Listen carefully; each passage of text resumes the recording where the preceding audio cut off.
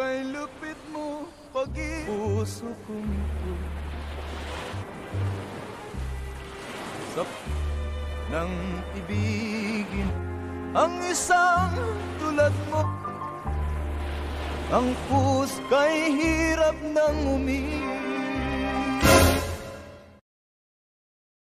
Halo pecinta film dimanapun kalian berada, ketemu lagi dengan saya. Seperti biasa, di sini saya akan membahas alur cerita film bertema pengencrotan.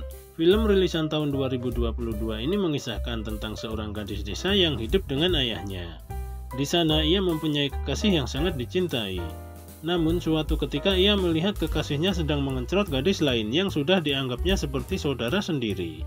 Penasaran bagaimana kisah lengkapnya? Yuk langsung saja kita mulai bahas alur ceritanya. Tapi seperti biasa, intro dulu. Tarik kasi.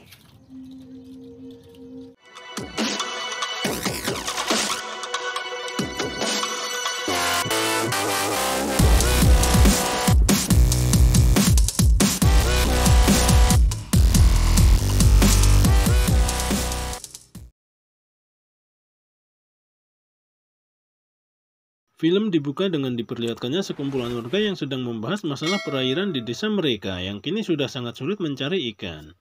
Di sana seorang wanita yang mereka panggil kapitan berusaha mencarikan solusi permasalahan desa mereka. Di sana kapitan akan mengundang seorang ahli yang mungkin bisa memecahkan masalah mereka. Tak berapa lama terlihat seorang wanita cantik yang turun dari perahu dan menyambangi mereka. Di sana kapitan menyambutnya dengan sangat ramah. Ternyata wanita itu adalah orang yang dimaksud oleh kapitan. Wanita itu bernama Yuka. Di sana kapitan menyuruh salah satu warga yang bernama Betong untuk mengantarkannya ke pondoknya. Selamat. Lalu kapitan memanggil seorang gadis cantik yang tidak memakai kutang. Dialah Jenny. Di sana dia diminta menyebarkan selebaran tentang seminar nanti malam bersama Yuka. Sementara di sebuah gubuk terlihat seorang pria bernama Ken sedang mengencrot seorang PSK. PSK itu bernama Alice. Di hari berikutnya terlihat para lelaki yang sedang membicarakan Yuka yang cantik. Di sana mereka semua seperti terpesona kepadanya. Di tempat lain pun sama, semua emak-emak juga membicarakan Yuka. Namun emak-emak ini merasa curiga dengan kedatangan Yuka. Apakah ia penjahat yang lari atau dia seorang penghutang yang bersembunyi? Namun di sana kapitan mengatakan ia orang baik yang ingin tinggal di sini. Ia pun mau membayar pajak untuk pemasukan desa. Setelahnya terlihat para lelaki yang pulang mencari ikan. Di sana istri mereka menyambut dengan sangat bahagia. Di saat yang sama Yuka datang ke sana. Di sana Yuka mengatakan ingin mencari tukang kayu untuk membenahi tempat tinggalnya. Para lelaki pun berebut ingin menyanggupinya. Namun istri mereka melarangnya karena takut mereka akan terpikat oleh kecantikan Yuka. Tak disangka di sana ada seorang pria yang menyanggupinya karena butuh uang untuk kelahiran bayinya. Ia pun diminta datang esok pagi. Maga sana, dun sa tapat ng dating paradiso. Mauna na. Scene berpindah. Di sini terlihat Jenny yang sedang duduk bersama pacarnya yang bernama Ephraim. Di sana Ephraim mengatakan bahwa ia ingin meresmikan hubungan mereka. Namun Jenny menolaknya karena ia masih berusia 16 tahun. Ephraim pun pasrah dengan keputusan Jenny, lalu ia mengantarkan Jenny pulang ke rumahnya. Sampai di rumah, ayah Jenny meminta Jenny untuk mencari informasi tentang Yuka. Jenny pun menyanggupinya, kemudian ia masuk ke dalam rumah. Di tempat lain terlihat para lelaki yang sedang membicarakan warung makan baru Yuka. Di sana mereka semua ingin mencoba masakan Yuka. Betong pun sampai cekcok dengan istrinya karena bosan makan di rumah dan ingin makan di tempat warung Yuka. Warung makan Yuka pun terlihat sangat ramai.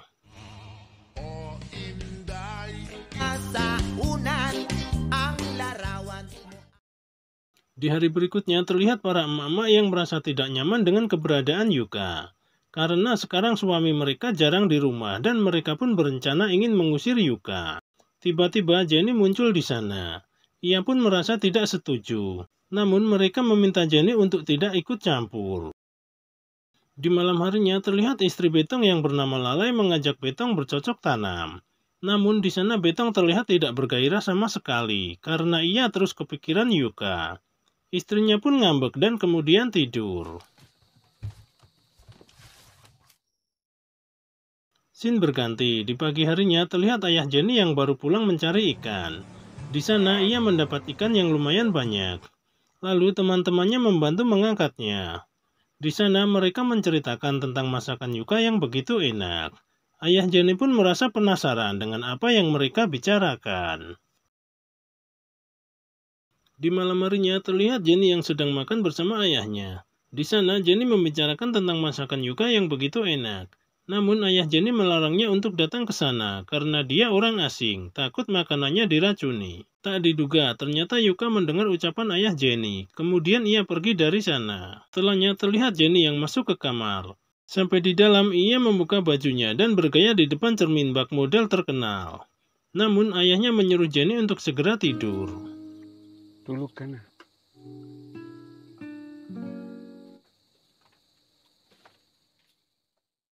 Di malam berikutnya terlihat Betong yang mengendap-endap masuk ke rumah Yuka. Namun tanpa ia sadari ternyata Jenny melihatnya. Jenny pun mengintip mereka. Ternyata di sana Betong melakukan pengencrotan dengan Yuka. Tak disangka ternyata banyak lelaki silih berganti mengencrot Yuka. Jenny yang melihat semua itu pun merasa sange. Ia pun mengelus-elus labi lempitnya dengan tangannya sendiri. Tak berapa lama Jenny dibuat kaget karena melihat ayahnya masuk ke sana. Jenny pun menangis dan segera pergi dari sana.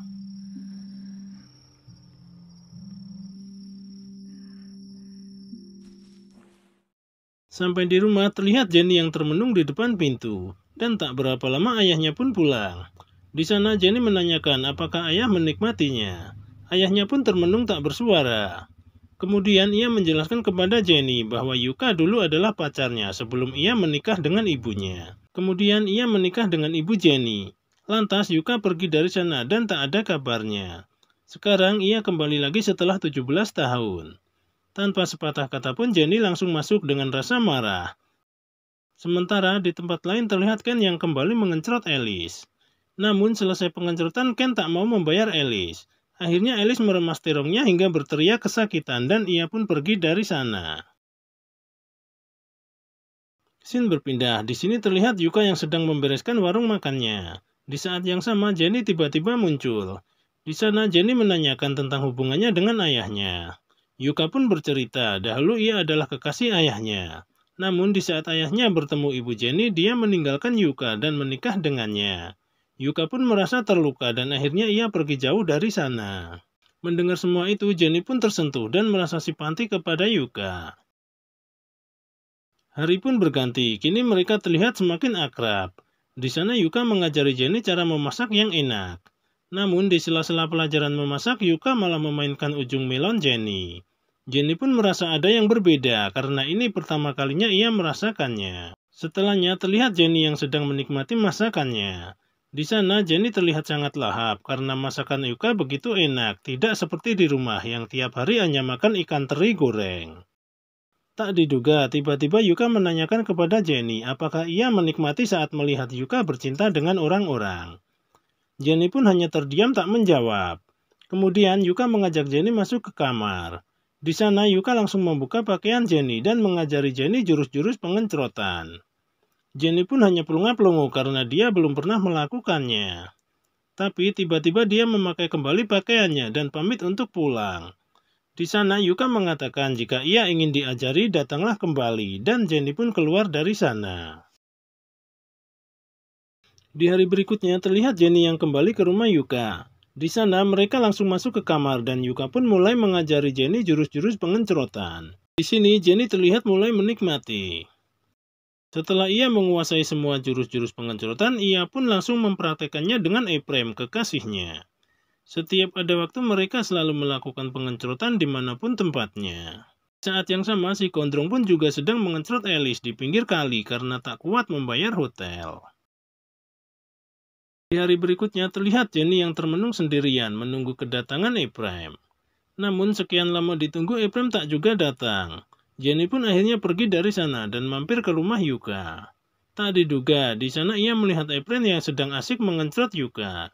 Jenny pun merasa sedih melihat semua itu dan segera pergi dari sana.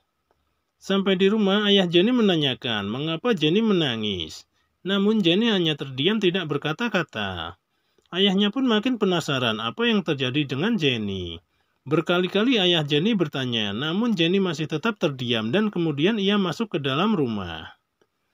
Sementara di tempat lain terlihat Alice yang sedang tertidur lelap. Tiba-tiba datang seseorang yang langsung memukulinya tanpa ampun dan mengencrotnya. Di pagi harinya terlihat para emak-emak yang berkerumun di depan rumah Alice. Tak diduga, ternyata Alice telah tewas dengan kondisi yang sangat mengenaskan. Serabi lempitnya dicocok sebuah kayu besar hingga berlumuran darah. Jenny yang melihat semua itu langsung menangis histeris karena Alice adalah teman baiknya. Di sana Lalai berusaha menenangkan Jenny. Setelahnya terlihat Jenny yang sedang bersama Ephraim. Di sana Jenny meminta untuk mengakhiri hubungan mereka dengan alasan ayahnya telah mengetahuinya. Padahal Jenny sakit hati melihat Ephraim mengencrot Yuka. Ephraim pun kaget dengan keputusan Jenny. Namun Ephraim tidak dapat berbuat apa-apa dan Jenny pun pergi meninggalkannya. Di pagi harinya terlihat para lelaki yang sedang membicarakan kematian Alice bersama kapitan. Di sana Ken terlihat sangat tidak nyaman. Di saat semua orang merasa kasihan kepada Alice, Ken justru menyalahkan dan menjelek-jelekan Alice. Mereka pun bingung mengapa Ken berkata seperti itu.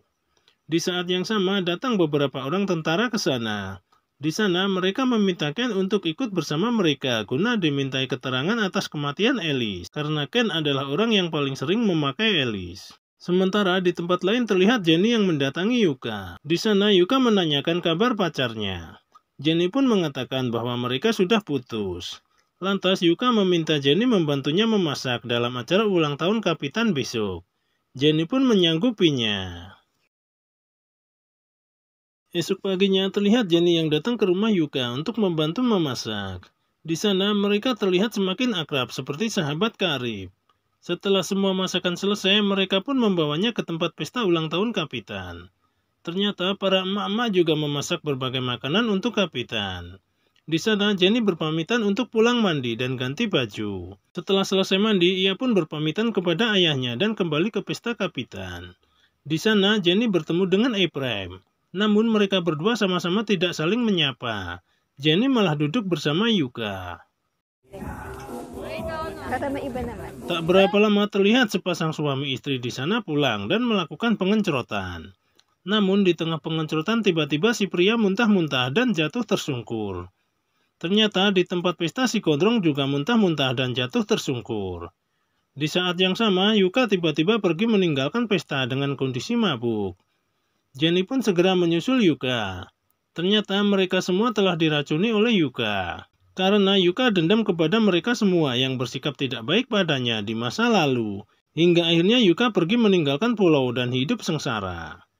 Namun di sana Yuka masih menyayangi Jenny karena ia anak Abel, mantan kekasihnya.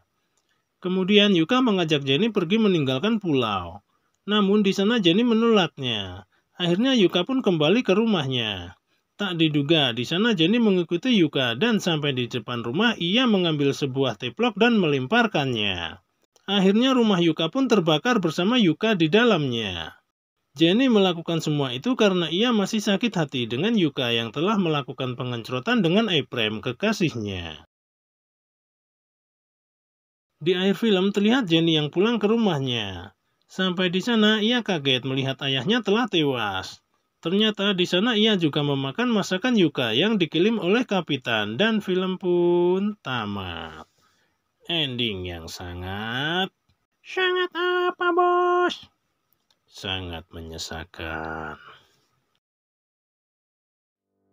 Itulah sedikit ringkasan alur cerita film yang berjudul Putai yang dirilis tahun 2022 ini. Walaupun ini tergolong film dewasa, namun jalan ceritanya masih bisa dinikmati. Namun yang masih menjadi pertanyaan siapa pembunuh Alice? Sampai di akhir film gak ada jawaban sama sekali.